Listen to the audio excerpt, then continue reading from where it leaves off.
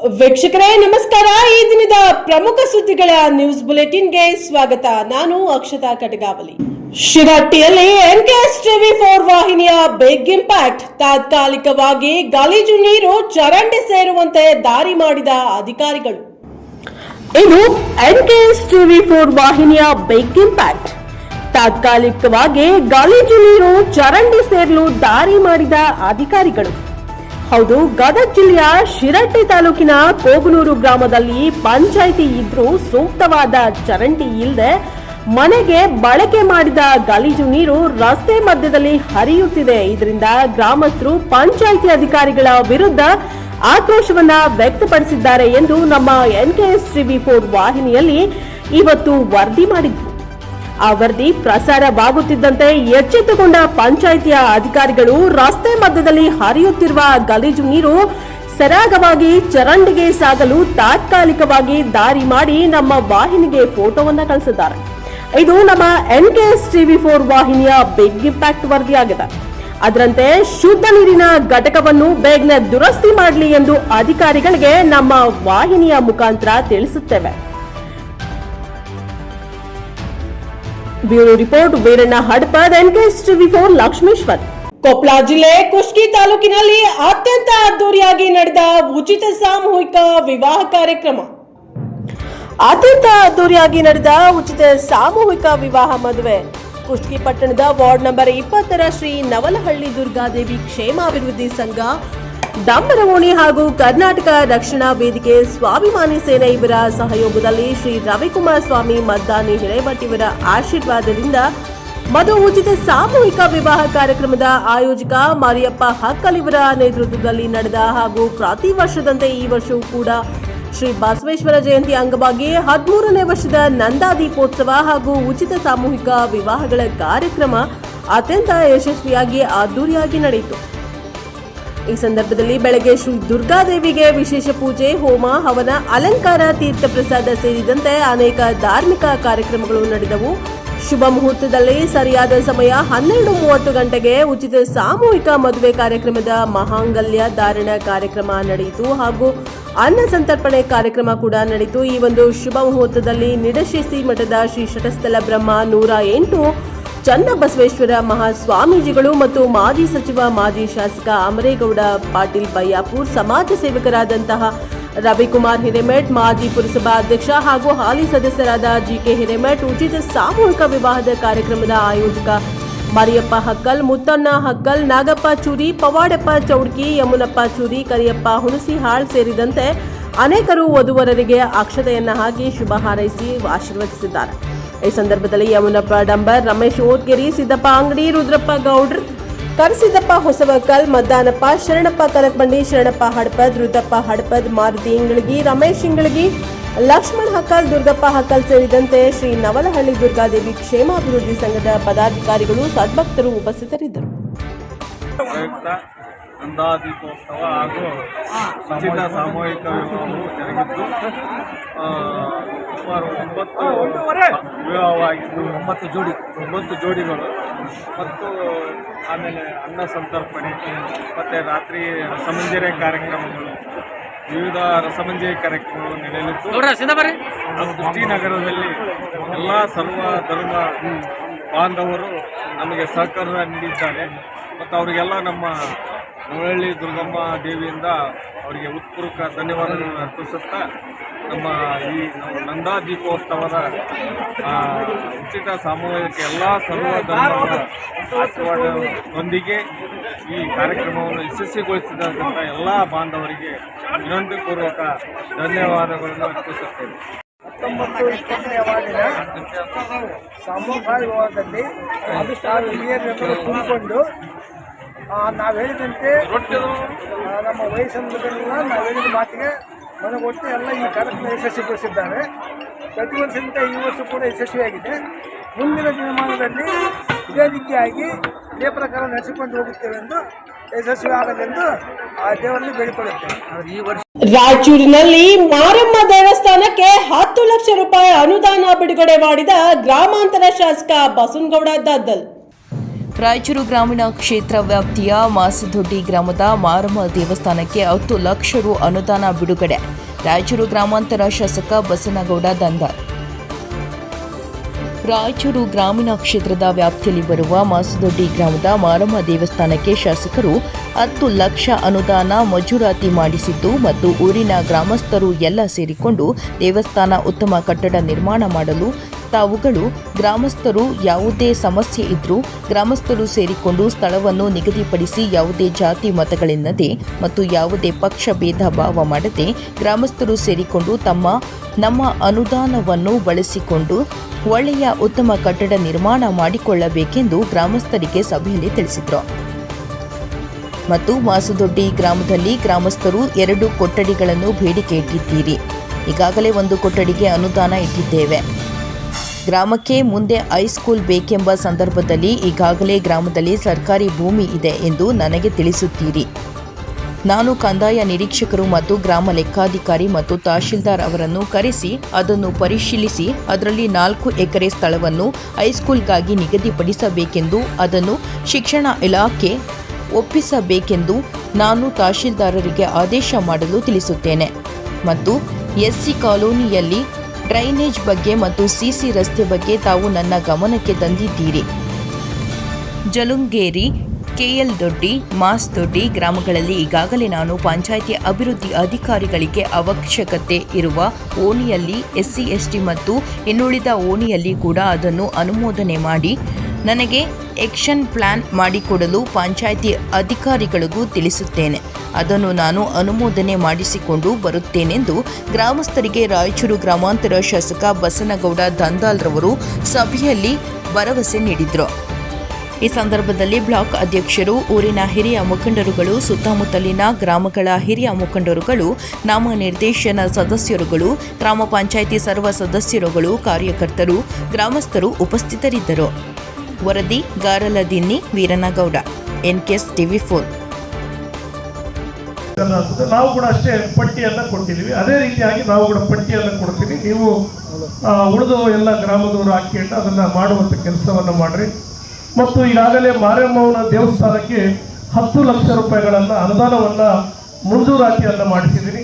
ಆದಷ್ಟು ಜಲ್ದಿ ತಾವೆಲ್ಲರೂ ಕೂಡ ಗ್ರಾಮದವರು ಕುರಿತು ಆ ದೇವಿಯ ದೇವಸ್ಥಾನ ನಿರ್ಮಾಣ ಮಾಡೋದಕ್ಕೆ ತಾವು ಆ ಜಾಗದ ಸಮಸ್ಯೆ ಇರ್ಬೋದು ಎಲ್ಲವನ್ನ ಬಗೆಹರಿಸಿ ಆ ಉತ್ತಮವಾದಂಥ ದೇವಸ್ಥಾನವನ್ನು ನಿರ್ಮಾಣ ಮಾಡೋದಕ್ಕೆ ತಾವು ಕೂಡ್ರಿ. ಮತ್ತು ನಮ್ಮ ಗ್ರಾಮದ ಹಿರಿಯರಾದಂಥ ಜಯಂತರಾವ್ ಪತಂಗಿ ಅವರು ಕೂಡ ಇವತ್ತು ಕಾರ್ಯಕ್ರಮಕ್ಕೆ ಬರಬೇಕಾಯ್ತು. ಆದರೆ ಅವರು ಲಗ್ನ ಪತ್ರಗಳ ಪ್ರಿಂಟಿಗೆ ಅವರು ಹೋಗಿದ್ದಾರೆ. ಹಾಗಾಗಿ 2 ಕೊಠಡಿಗಳನ್ನು ತಾವು ಕೇಳ್ತಾ ಇದ್ದೀರಿ. ಮತ್ತು 1 ಕೊಠಡಿ ರಿಪೇರಿಗೆ ಈಗಾಗಲೇ ಅನುದಾನವನ್ನು ಇಟ್ಟಿದ್ದೀರಿ.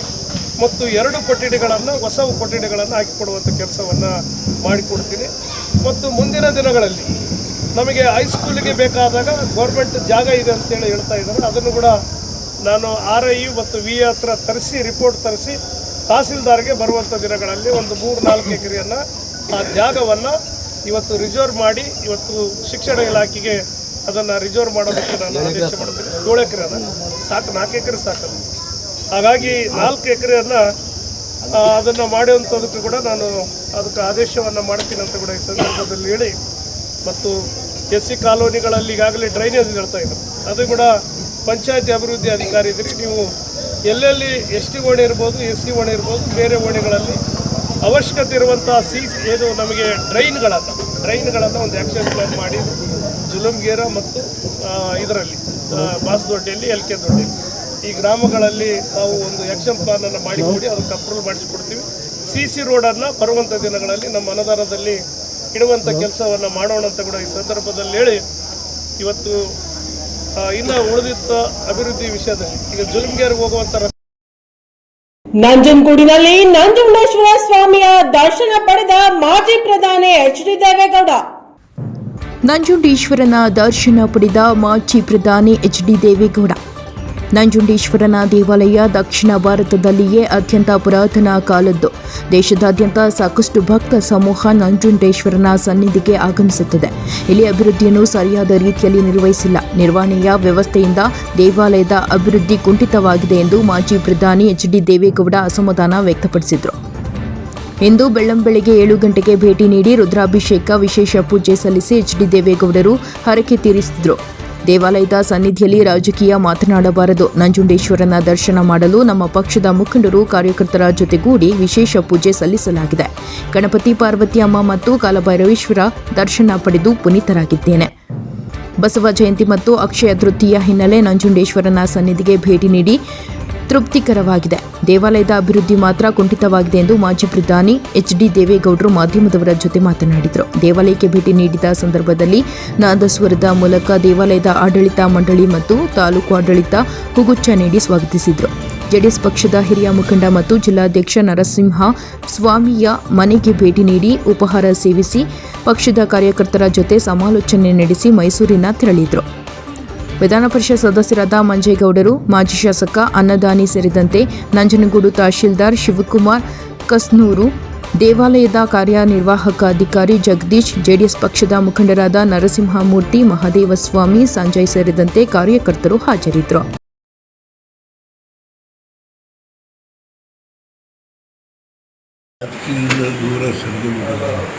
ಅಲ್ಲ, ದೇವಸ್ಥಾನದ ಅಭಿವೃದ್ಧಿ ರಾಜಕೀಯ ದೇವಸ್ಥಾನಕ್ಕೆ ಬಂದಿದ್ದು ಇವತ್ತು ಬಸವ ಜಯಂತಿ, ಅಕ್ಷಯ ತೃತೀಯ. ನಿನ್ನೆ ಸಾರಾಮಹೇಶ್ನ ಮಗನ ಮದುವೆಗೆ ಬಂದಿದ್ದರು. ಅದು ನಿನ್ನೆ ಮದುವೆಗೆ ಹೋಗಿ ಮದುವೆ ಮುಗಿಸ್ಕೊಂಡು ರಾತ್ರಿ ಮೈಸೂರಿಗೆ ಹಾಡು ಪಾಡಿ ಬೆಳಗ್ಗೆ ಎದ್ದು ನಂಜುಂಡೇಶ್ವರನಿಗೆ ನಮಸ್ಕಾರ ಹಾಕಿ ಈಗ ಒಂದು ಕಾರ್ಯಕ್ರಮ ಇದೆ. ಕುಮಾರಸ್ವಾಮಿ ಅವರು ಹೋಗಬೇಕಾದ್ರೆ ಸ್ವಲ್ಪ ಅವರ ಆರೋಗ್ಯ ಸುಧಾರಿಸ್ಕೊತಾ ಇದ್ದಾರೆ. ಮಳವಳ್ಳಿ ನಮ್ಮ ಲೀಡರ್ನಿಂದ ಅನ್ನದಾನಿ ಅವರು ಆ ಕಾರ್ಯಕ್ರಮ ಆ ಕಾರ್ಯಕ್ರಮಕ್ಕೆ ಹೋಗಿ ಬೆಂಗಳೂರು. ಅಲ್ಲ, ನಂಜನಗೂಡು ನನ್ನ ಮನಸ್ಸಿನ ವ್ಯವಸ್ಥೆ ಚೆನ್ನಾಗಿಲ್ಲ. ಇದಕ್ಕೆ ಅತ್ಯಂತ ಪುರಾತನವಾದ ಶ್ರೀಕಂಠೇಶ್ವರ ದೇವಸ್ಥಾನ, ಇದಕ್ಕೆ ಎಷ್ಟು ಪ್ರಾಶಸ್ತ್ಯ ಕೊಡಬೇಕಾಗಿತ್ತು ಅಷ್ಟು ಪ್ರಾಶಸ್ತ್ಯ ಕೊಟ್ಟಿಲ್ಲ. ದಕ್ಷಿಣ ಭಾರತದಲ್ಲಿ ಶ್ರೀಕಂಠೇಶ್ವರ ದೇವಸ್ಥಾನ ಅತ್ಯಂತ ಪ್ರಾಶಸ್ತ್ಯವಾದ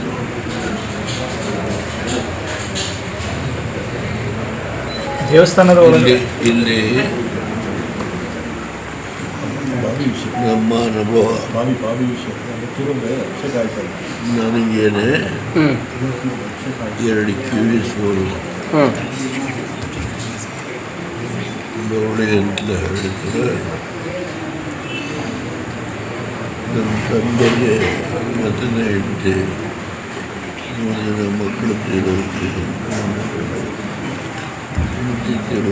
ಎರಡನೇ ಹೆಂಡತಿ ಮೊದಲನೇ. ಅವರು ಸರ್ವ ಪ್ರಯತ್ನ ಮಾಡಿದರು. ಡಾಕ್ಟರ್ ಡೆಲ್ವಿ ಅಂತ ಇದ್ದರು, LMB ಡಾಕ್ಟರ್. ಅವರು ಕೂಡ ಎಲ್ಲ ಔಷಧಿ ಕೊಟ್ಟು ಬಸಪ್ಪ ಅಂತ ಒಬ್ಬ ಆಯುರ್ವೇದಿಕ್ ಕೊಟ್ಟಿದ್ರು, ಅದು ಕೂಡ ಪ್ರಯತ್ನ ಕೊನೆಗೆ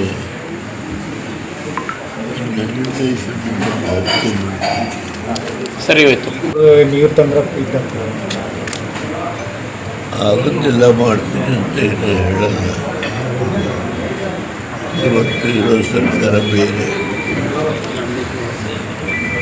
ನಾನಿರೋ ರಾಜಕೀಯ ಪಕ್ಷ ಬೇರೆ. ನಾನೇನಾದರೂ ಹೇಳಿದರೆ ಆಗಬೇಕು, ಆದರೆ ಆ ಸ್ಥಿತಿ ಇಲ್ಲ.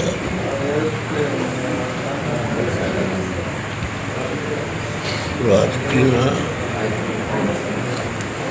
ಸುತ್ತುತ್ತೆ ಬಂಡಿ. ಮುಂದೆ ಒಳ್ಳೆಯದಿದೆ ಬಂದಾಗ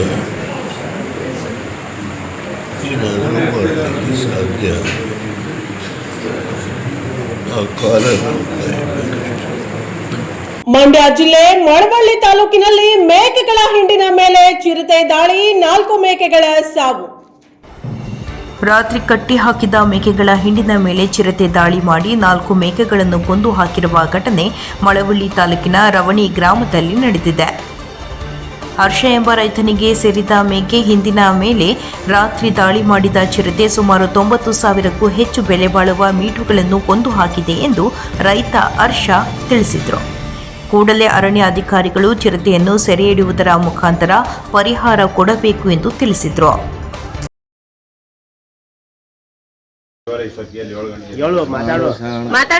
ಆಡು ಸಾಗಾಣಿಕೆ ಮಾಡಿ ನಾನು ಸಾಕಿ ಫಾರಂ ಮಾಡ್ಕೊಂಡು ಮಾಡಿದ್ವ.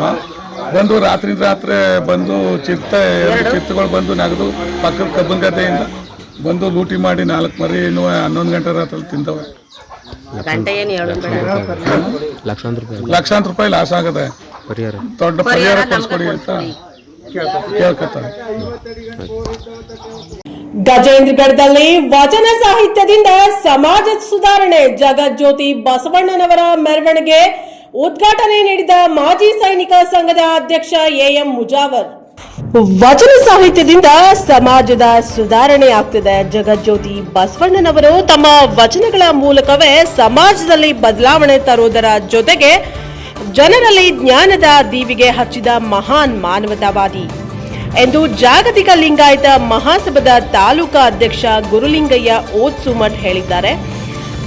ಗಜೇಂದ್ರಗಢ ಪಟ್ಟಣದಲ್ಲಿ ನಡೆದಂತಹ ಜಾಗತಿಕ ಲಿಂಗಾಯತ ಮಹಾಸಭಾ, ಶರಣ ಸಾಹಿತ್ಯ ಪರಿಷತ್, ಕದಳಿ ಮಹಿಳಾ ವೇದಿಕೆ, ಬಸವ ಕೇಂದ್ರ, ಯುವ ಬಸವ ಕೇಂದ್ರದ ವತಿಯಿಂದ ಬುಧವಾರ ಹಮ್ಮಿಕೊಂಡಿದ್ದ ಬಸವಣ್ಣನವರ ಚಿತ್ರ ಮೆರವಣಿಗೆ ಹಾಗೂ ವಚನ ಸಾಹಿತ್ಯದ ಉತ್ಸವದಲ್ಲಿ ಅವರು ಮಾತನಾಡಿದ್ದಾರೆ. ಬಸವಣ್ಣನವರ ತತ್ವ ಆದರ್ಶಗಳು, ಚಿಂತನೆಗಳು ಇಂದಿಗೂ ಪ್ರಸ್ತುತ.